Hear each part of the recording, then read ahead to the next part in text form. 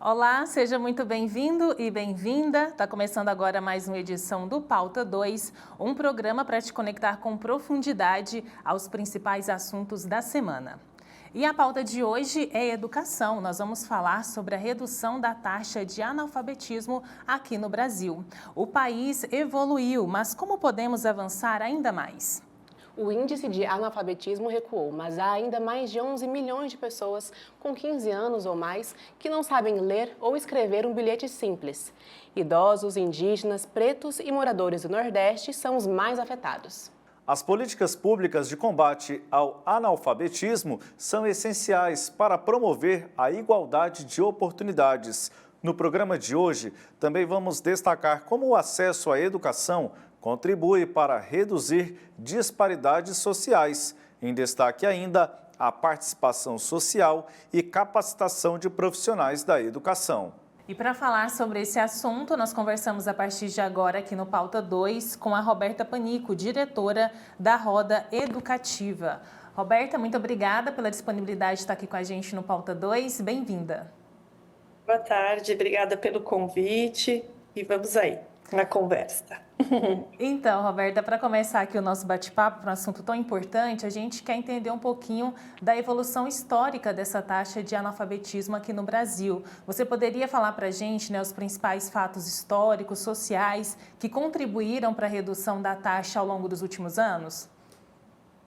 Então, eu acho que a gente tem que entender que muitos movimentos, né, sociais e mesmo de exigências de competências aí, sociais, foram crescentes, né, ao longo da nossa história do Brasil, né? Então, se a gente for pensar aí entre a década de 40 e 50, a gente estava num movimento de Estado Novo, de muita industrialização, de apoio, né, à industrialização do país, e isso ocasionou uma necessidade de uma população mais escolarizada, né, mais alfabetizada, né?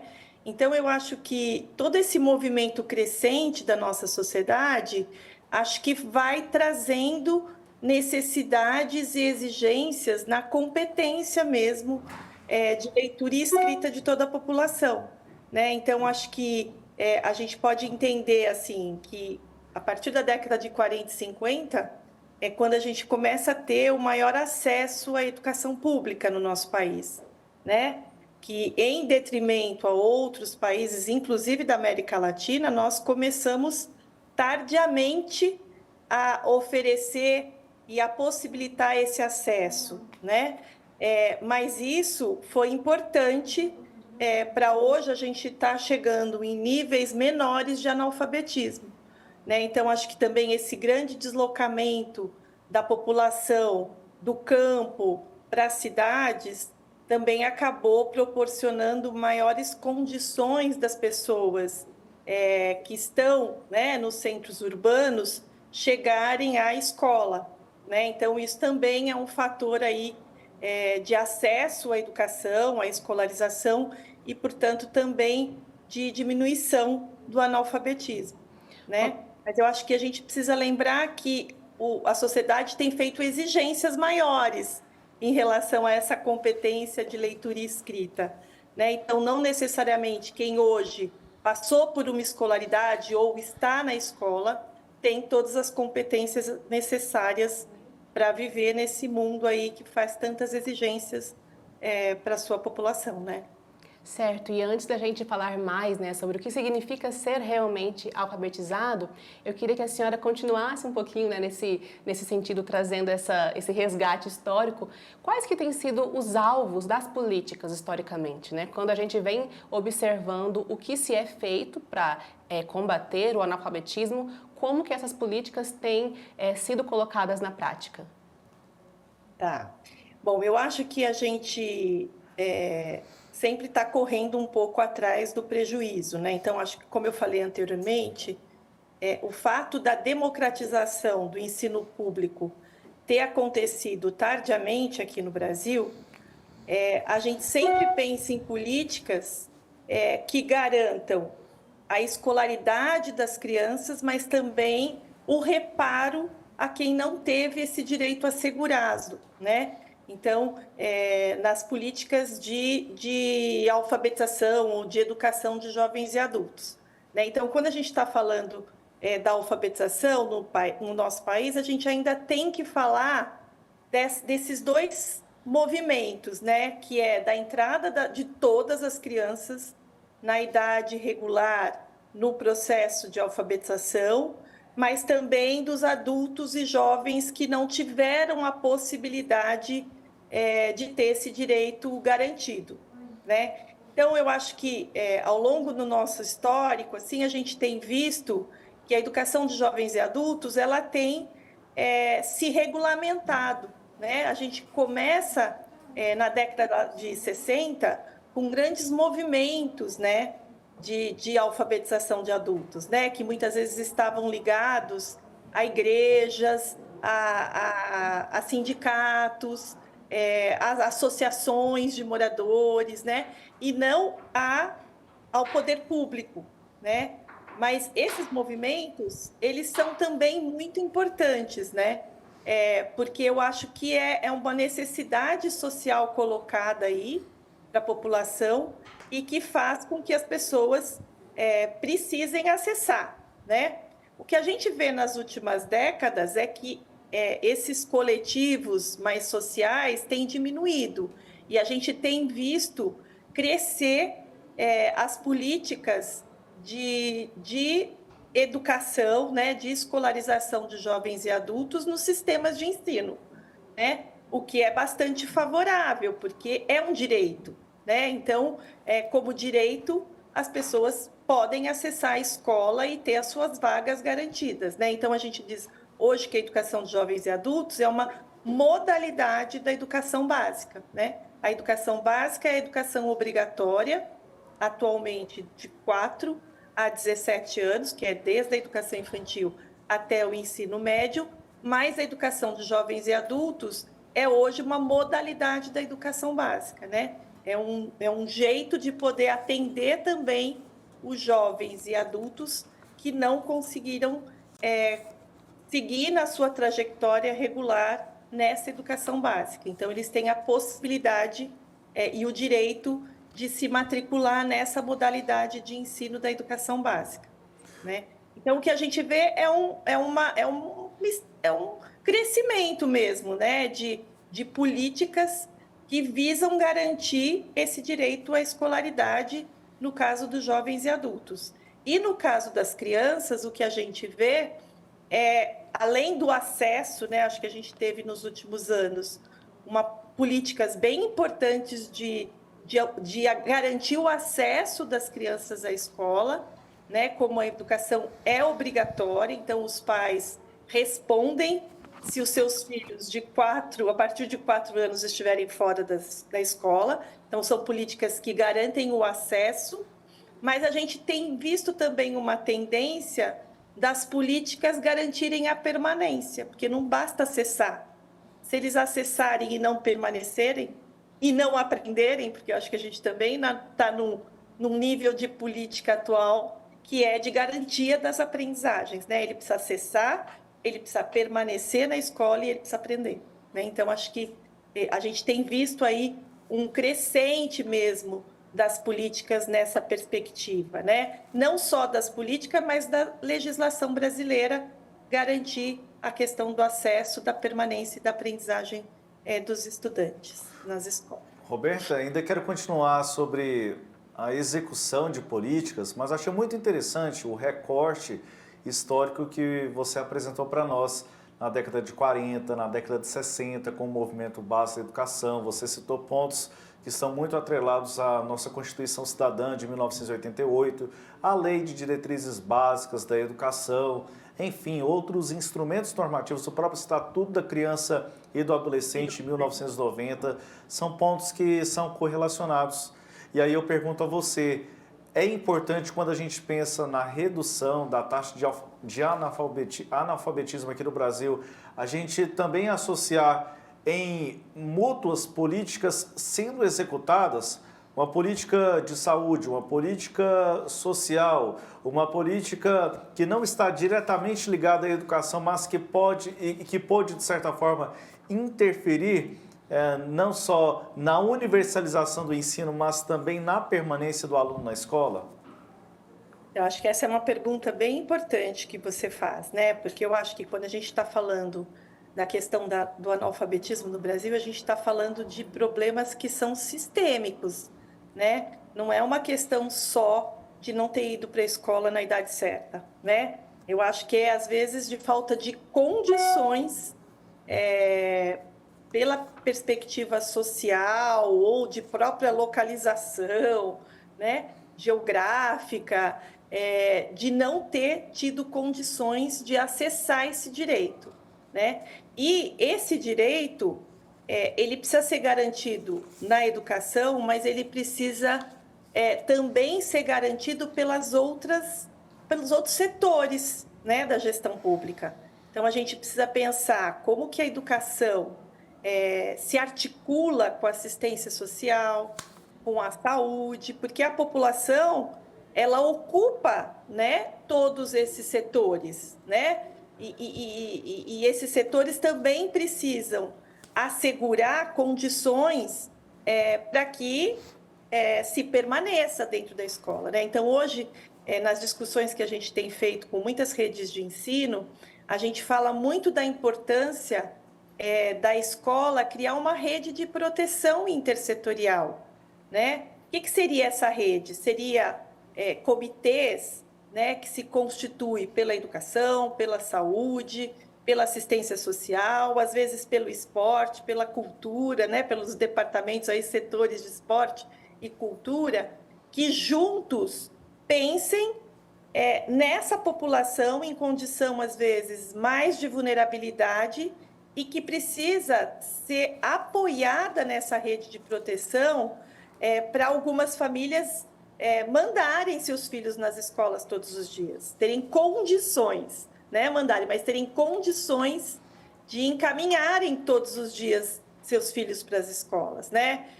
Então, acho que essa rede de proteção, ela é muito importante quando a gente pensa em políticas de combate ao analfabetismo nesse nosso país, né?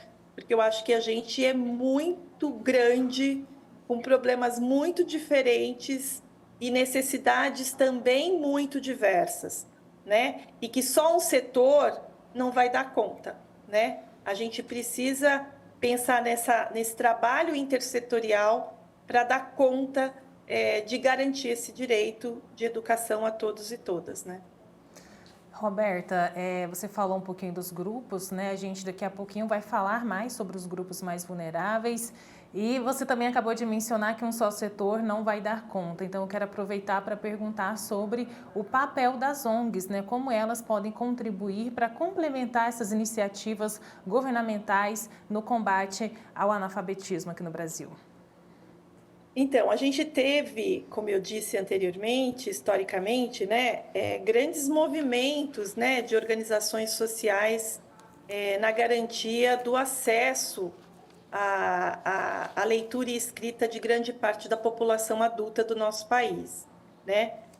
Eu acho que as organizações sociais, elas são mecanismos bastante potentes, né, e importantes de construção mesmo de tecnologia educacional para as necessidades educacionais que se colocam aí no nosso país, mas ela precisa entrar como parceira dos sistemas de ensino, né? Acho que não dá para a gente pensar em ações independentes, né? Eu acho que as organizações, no caso dos adultos, né, do analfabetismo adulto, ela consegue chegar mais perto de onde estão esses adultos analfabetos, né? Às vezes o sistema de ensino, ela não chega tão perto desses adultos analfabetos.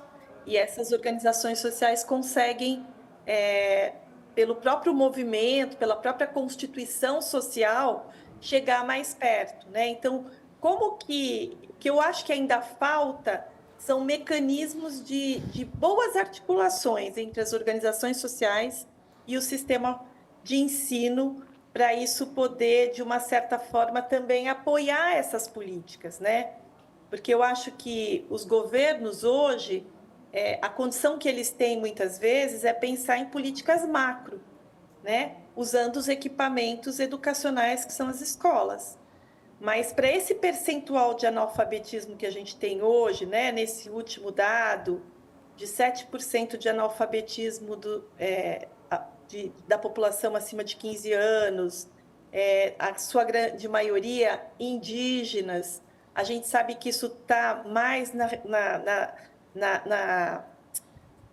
questão do campo do que nos centros urbanos. Então, assim, como que a gente se aproxima dessa população? Né? Então, acho que as ONGs teriam um papel muito importante, né? Porque às vezes é uma população que não vai para a escola, né? Não vai para a escola que está mais central, que está mais na zona urbana.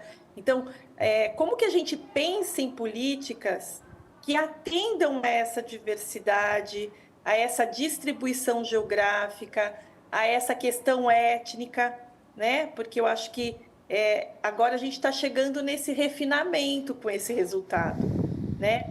Então, não dá para pensar em macro políticas porque ela não vai atender a todos e todas, né?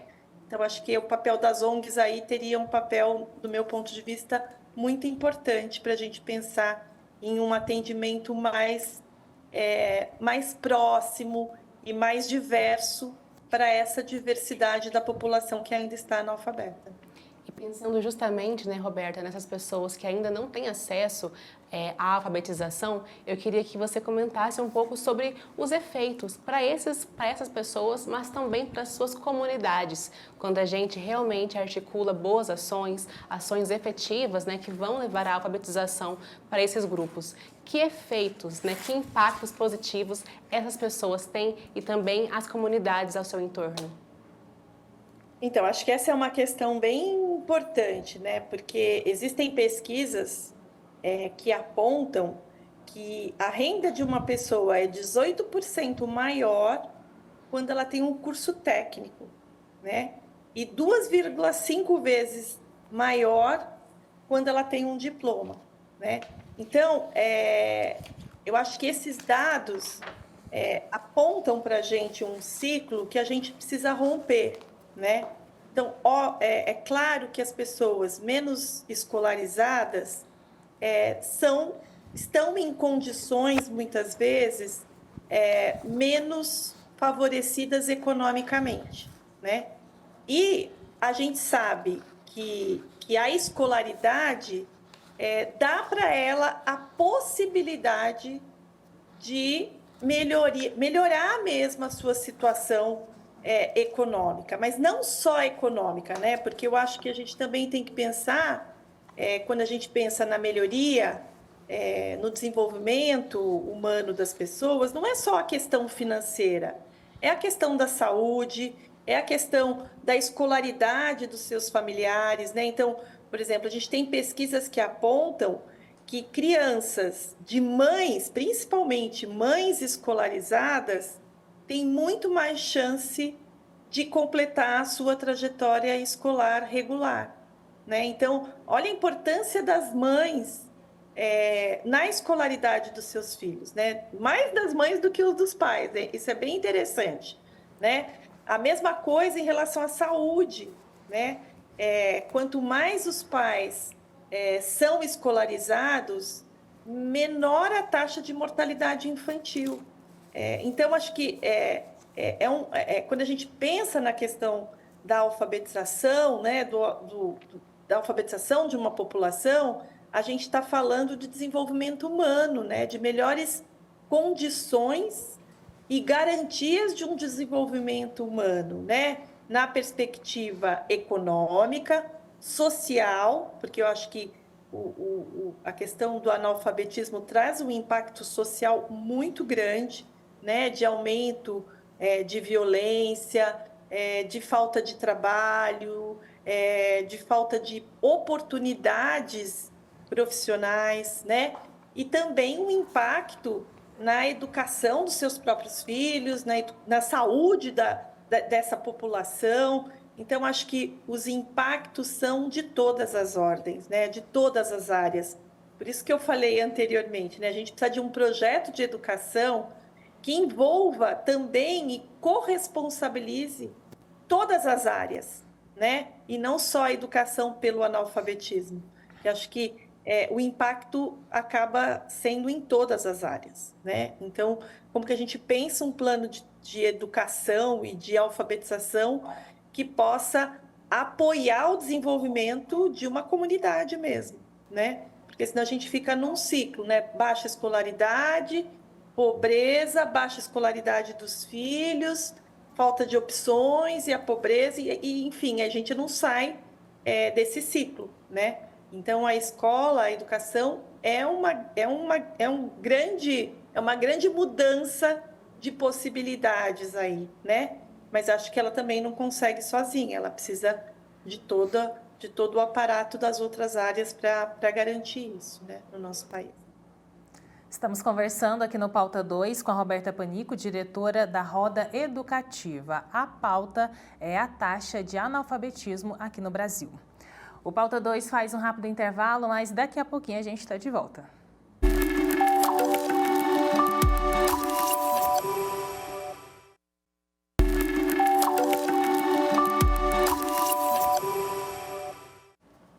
Pauta 2 já está de volta e hoje a gente está falando sobre analfabetismo aqui no Brasil. Nesse bloco agora a gente vai falar um pouco mais sobre os grupos vulneráveis que enfrentam mais desafios em relação ao acesso à educação aqui no Brasil. Aí eu queria te perguntar agora, Roberta, sobre isso, né? Os negros, indígenas, as comunidades mais marginalizadas, elas continuam enfrentando mais desafios, né? Enfrentam taxas alarmantes de analfabetismo aqui no Brasil. E a pergunta é como, né, os fatores sociais eles interferem nesses índices de analfabetismo para as populações, para esses grupos de pessoas mais vulneráveis. Então, eu acho que a gente ainda, como eu disse, a gente não conseguiu pensar uma política que atendesse a toda essa diversidade que é o nosso país, né? Eu acho que quando a gente ainda pensa as políticas, a gente pensa numa perspectiva macro, e isso acaba não chegando a todos, né, e a todas. Eu fico pensando muito nas políticas para a região norte, por exemplo, né, em que ali as estradas são rios, né? As distâncias de uma localidade para outra são enormes, né? São grandes distâncias. Então, a gente tem ali comunidades indígenas, quilombolas, ribeirinhas, que acabam bastante isoladas, né?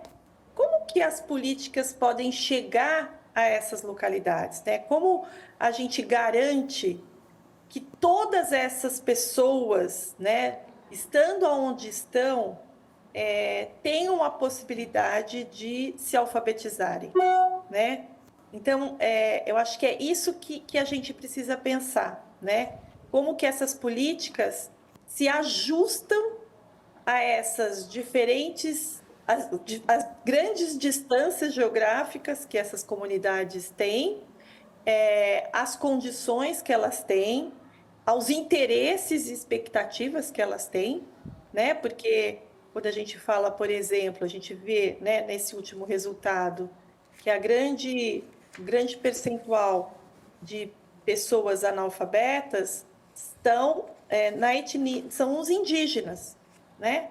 A grande pergunta será que eles querem ser alfabetizados na nossa língua, né? Será que eles têm a dimensão dos problemas que é não ser alfabetizado na língua portuguesa, né, para a sua vida? Será que isso tem impacto para a sua vida?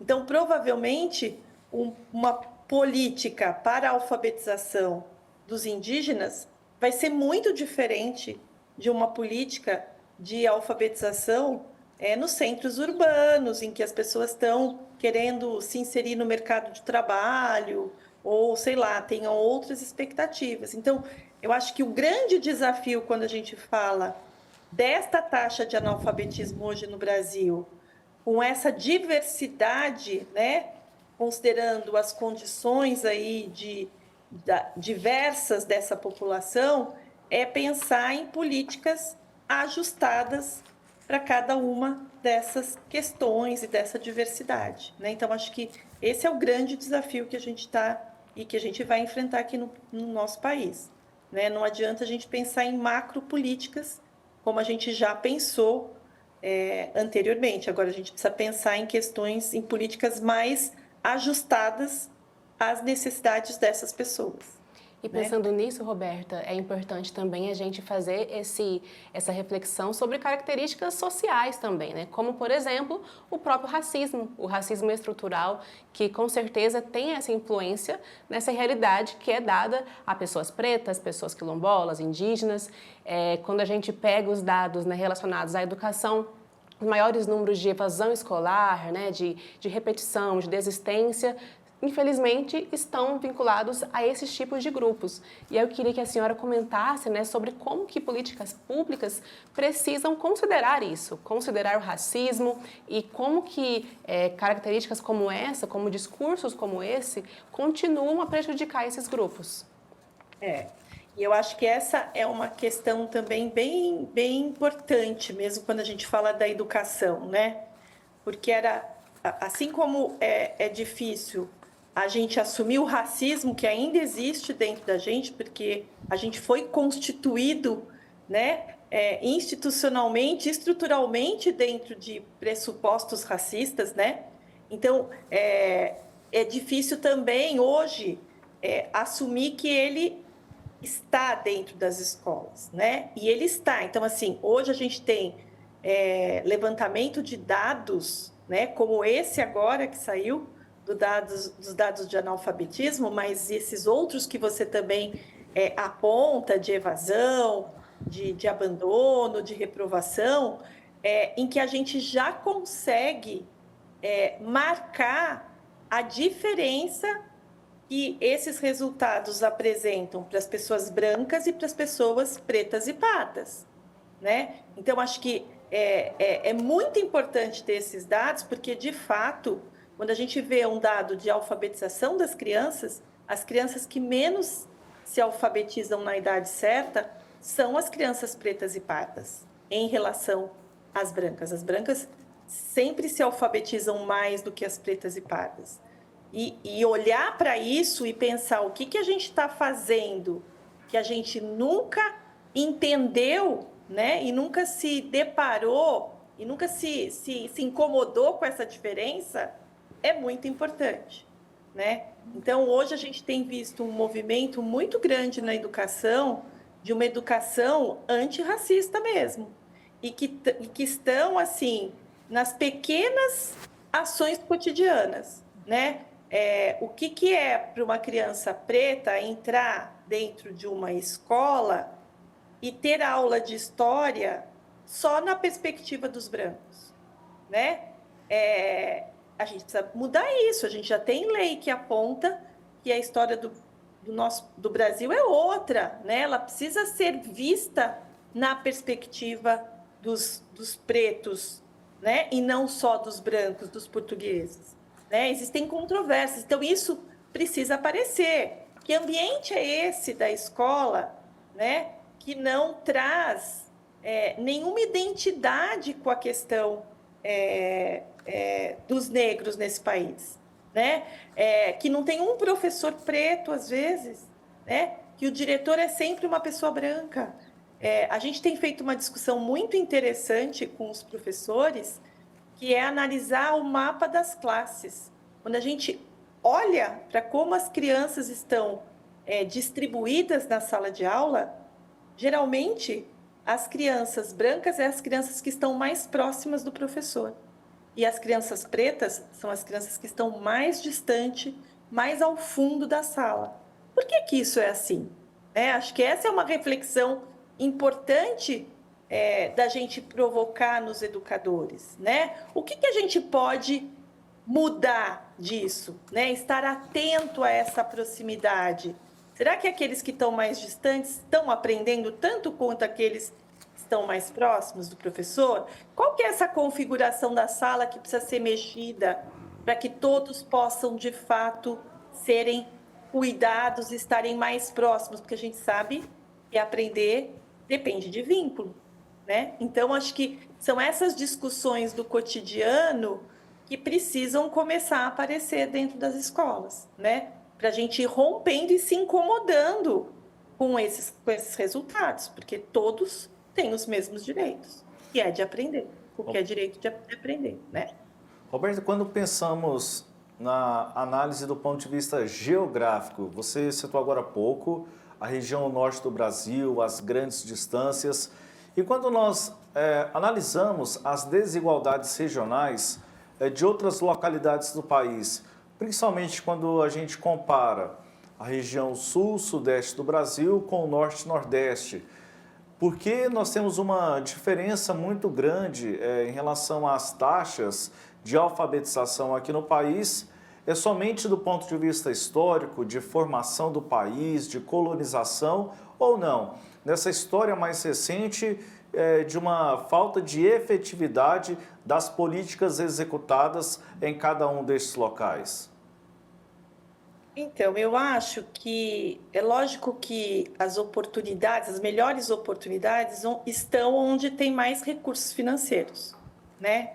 Então, eu acho que essa diferença que existe, né, na garantia desses direitos na região sul, sudeste e na região norte, nordeste, eu acho que tem a ver um pouco com essa distribuição dos recursos financeiros desse país, né? Então, e até das exigências que muitas vezes esse maior desenvolvimento econômico de algumas regiões do país acabam exigindo da sua população, né? Então, muito para ter um emprego, para conseguir se sobreviver no Sudeste, né, em São Paulo, a questão da escolaridade se faz mais necessária, né? Não que em outras localidades não se faça, mas eu acho que esse é um movimento que acaba mobilizando as políticas públicas a garantirem mais oportunidades do que em outras regiões, né?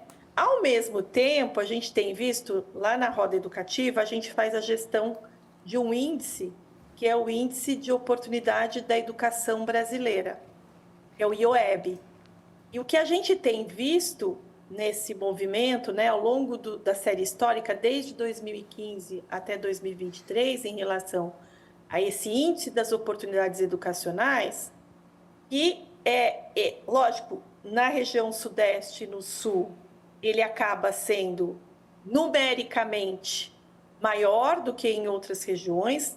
Para vocês terem uma ideia, o índice Brasil está em torno de 5,1, né? Como se a gente oferecesse no Brasil 50% das oportunidades educacionais que a gente deveria oferecer 100, né? Mas a gente oferece 50. E a gente tem regiões do norte e nordeste em torno de 4,5, né, das oportunidades. Mas a gente fez um cálculo que é entender a progressão dessas oportunidades, quer dizer, o nível de elevação dessas oportunidades.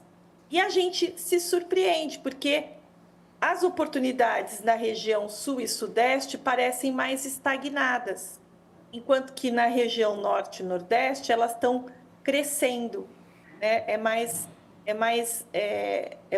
É maior o crescimento das oportunidades do que tem acontecido no sudeste. Então, isso também aponta para a gente um esforço mesmo do poder público nessas regiões de garantir melhores oportunidades educacionais do que vinham oportunizando, né? E acho que isso é muito importante, porque a gente é um país, né? O direito é de todos, seja eu estando no norte, no sul, no centro-oeste, a oportunidade, a educação é de todos. Então, como que as condições também se garantem da mesma forma, né? Agora, a gente vê que no caso do analfabetismo, tem uma diferença entre a questão dos meios urbanos e dos meios rurais, né? Porque acho que isso também, como que a gente pensa uma escolaridade para as pessoas que estão no campo, né? Não para que elas se desloquem para as zonas urbanas, mas como que essa educação pode garantir que naquela localidade ela esteja inserida e ela esteja em condições e oportunidade e tenha oportunidades de educação de qualidade. Acho que esse é um desafio, né? Porque a tendência é a gente achar que a gente tem que deslocar essas populações para as cidades. E não, a gente nem sempre isso favorece a melhor oportunidade educacional, né? A gente precisaria conhecer melhor essas comunidades e pensar em mecanismos e formas de atendê-las na sua localidade, oferecendo uma educação de qualidade, né? Então, que isso poderia ser muito mais favorável para o próprio desenvolvimento da localidade, né? Em vez de tirá-la daquele lugar, né?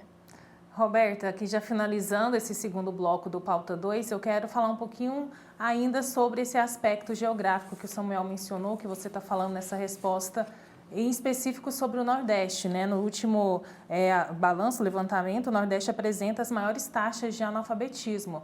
Mas também o Nordeste ele é líder também no IDEB, das 100 melhores escolas dos anos iniciais, 97 estão no Nordeste. Então, o que explicaria isso, né? Seria um pouco desse esforço que você mencionou agora há pouco, porque há estados, por exemplo, Pernambuco e Ceará, que lideram, né, esses índices na educação básica. Em contraponto, a gente tem também essa questão de ser uma região com a maior taxa de analfabetismo. Eu acho que o Nordeste tem dado uma lição, né, para o país inteiro em relação à alfabetização aí das crianças, né? E acho que a gente tem muito que aprender com eles mesmo, né?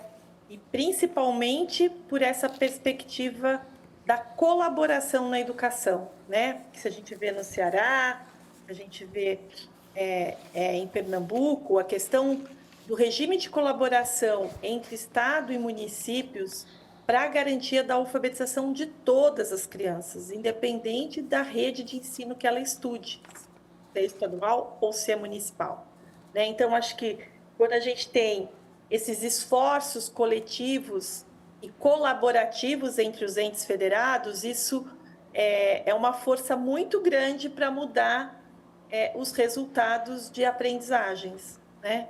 Então, acho que a gente tem muito que aprender mesmo, né? A gente já está aprendendo, né? Tem muitos estados no Sudeste, no Sul, que já está aprendendo dessa lição e também criando esses movimentos de colaboração entre Estado e municípios para a garantia da alfabetização de todas as crianças, né? Então, acho que isso é um grande movimento mesmo que a gente tem, né? Acho que a gente ainda tem que avançar, porque a gente não tem que pensar só nos resultados das avaliações, mas pensando no que essa população precisa aprender para poder, de fato, ter as habilidades e competências necessárias para se viver na sociedade contemporânea, aí, com todas as exigências colocadas. Mas eu acho que a gente precisa avançar em políticas de educação de jovens e adultos, né? Que é exatamente isso que você fala, quer dizer, tem grandes resultados aí em relação à escolaridade das crianças, do alfabetismo das crianças, mas ainda tem uma taxa alta de analfabetismo da população adulta, né? Então, como reverter isso, né? Como usar dessas aprendizagens na educação básica também para a modalidade da educação de jovens e adultos, né? E aí eu acho que é um desafio não só do Nordeste, mas do Nordeste por ainda ter um grande percentual aí de adultos analfabetos, mas do que é essa educação de jovens e adultos nesse nosso país, né? Porque a gente tem tido nos últimos anos uma tendência grande dos jovens irem para a educação de jovens e adultos, né? Por não darem conta da trajetória regular, né? Terem aí, às vezes, mais do que 2 anos de repetência, de distorção idade-ano, irem para a educação de jovens e adultos um pouco para abreviar essa escolaridade, né? E aí a gente tem afastado os idosos dessa modalidade, porque aí é uma escola de jovens, né? E os adultos, às vezes, mais de 30, 40 anos, não se sentem tão à vontade com essa grande parcela da população jovem.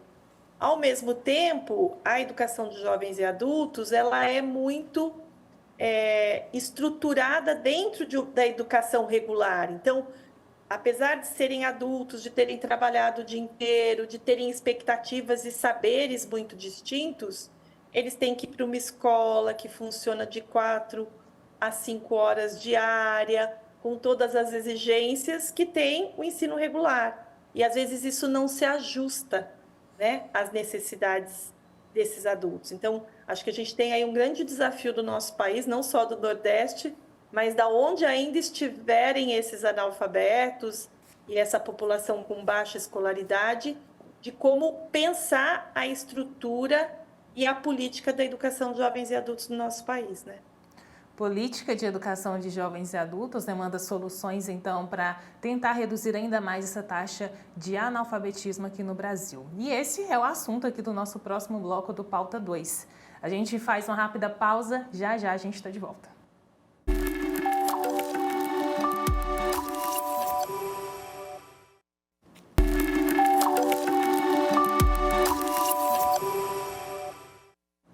Pauta 2 já está de volta, o último bloco aqui da edição do programa de hoje, que fala sobre educação, a taxa de analfabetismo aqui no Brasil. Isso mesmo. E agora, Roberta, eu queria que você comentasse um pouco mais sobre a situação dos idosos. Você disse, né, no bloco anterior, que muitas vezes esses idosos não se sentem tão à vontade a entrarem na sala de aula de jovens e adultos. Eu queria que você comentasse um pouco, né, de acordo com a sua experiência, sobre boas práticas, boas iniciativas que você já teve contato, que de alguma forma aproximam esses idosos, né, e fazem com que eles tenham esse contato com a educação e possam, né, ter bons resultados quando o assunto é alfabetização. Eu acho que a gente, como eu estava falando no último bloco, assim, a gente precisa pensar o que a educação de jovens e adultos precisa ter como estrutura escolarizada para atender a esses adultos, né? Hoje, ela está muito regulamentada e pautada na mesma estrutura do ensino, vamos falar, regular das crianças e adolescentes, né? E dos jovens, no caso do ensino médio. A gente precisava pensar, será que esse tempo de estar diariamente 4 horas na escola atende a essa necessidade, né? Eu tive uma experiência muito interessante de trabalhar com educação de jovens e adultos no município de Jundiaí, aqui em São Paulo. Eles têm um prédio que oferece a educação de jovens e adultos, só que as salas de aula não têm parede, elas são abertas.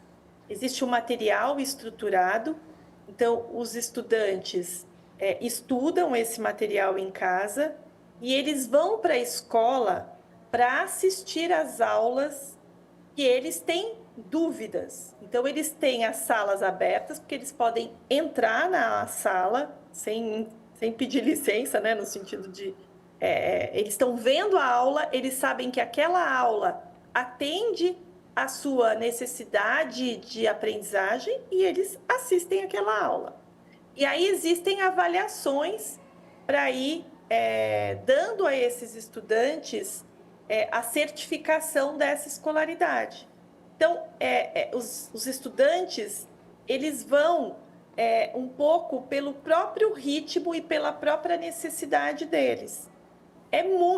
Foi uma experiência muito interessante, assim, né? Eles tinham que cumprir uma carga horária, então eles tinham que ir para a escola assistir, eu não lembro agora qual era o tempo, por semestre de aulas presenciais, mas eram escolhas e eles tinham uma autonomia de busca das aulas que eles precisavam saber ou ter um professor que mediasse a sua aprendizagem, né?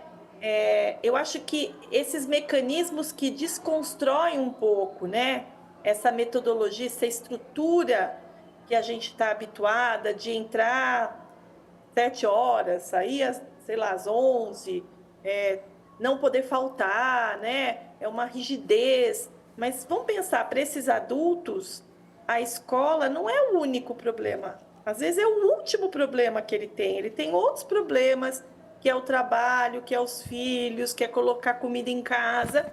E a escola vem como uma outra possibilidade de melhoria das suas condições. Mas é diferente da criança que tem a escola como seu primeiro, único problema, né?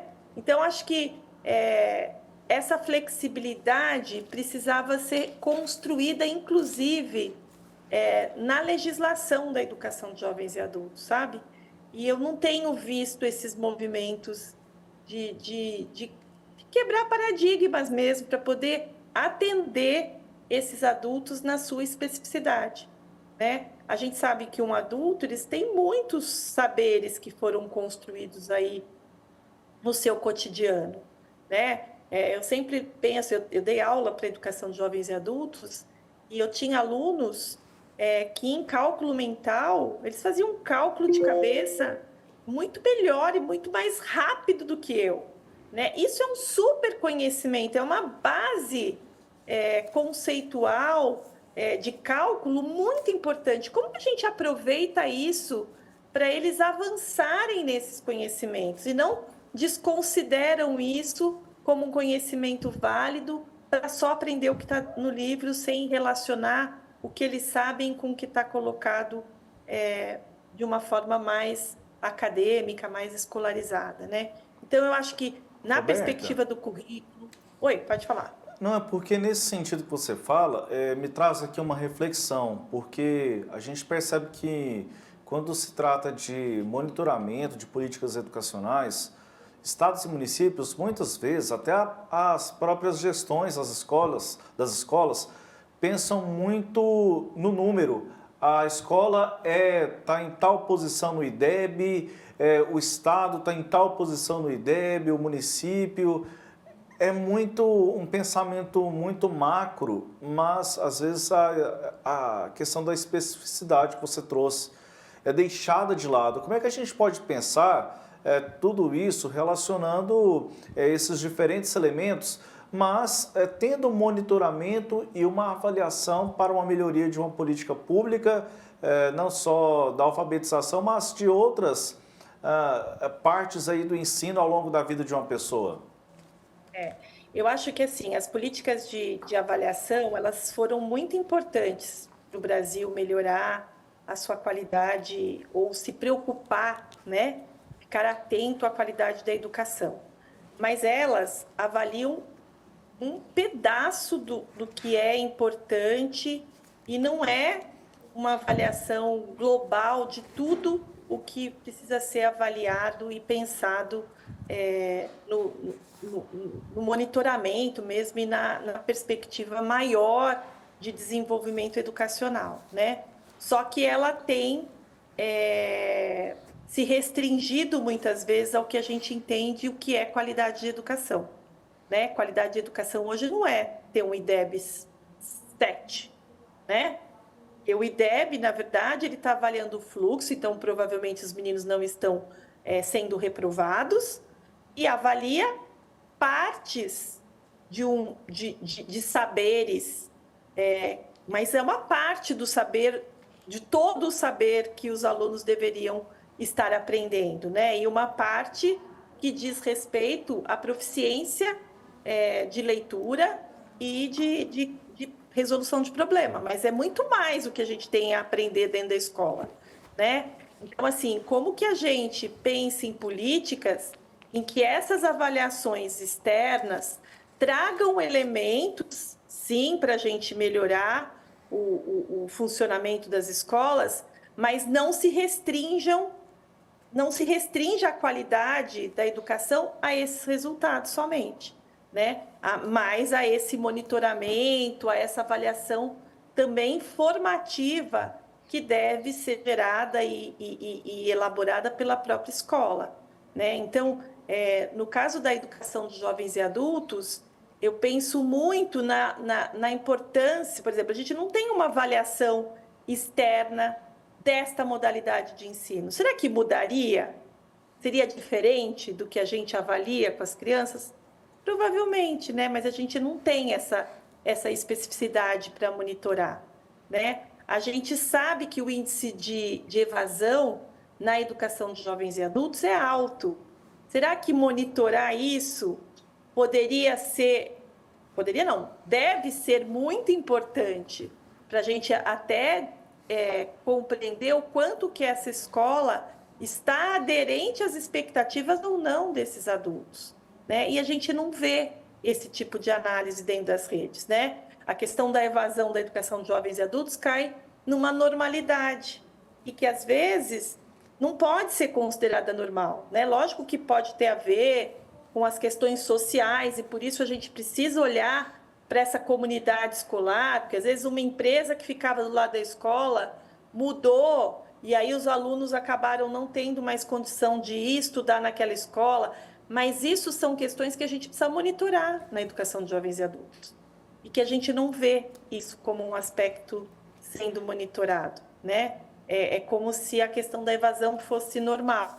Não pode ser normal. Se a gente está oferecendo, é porque isso precisa ter aderência às condições de permanência também, né? Então, eu acho que a gente precisa criar outros mecanismos, para além de uma avaliação externa, para pensar o monitoramento dessas políticas, né? E no caso da educação de jovens e adultos, a evasão é uma questão bastante importante da gente cuidar e olhar e monitorar e escutar esses estudantes, porque às vezes a gente não entende o que está acontecendo para que eles não fiquem dentro da escola, né?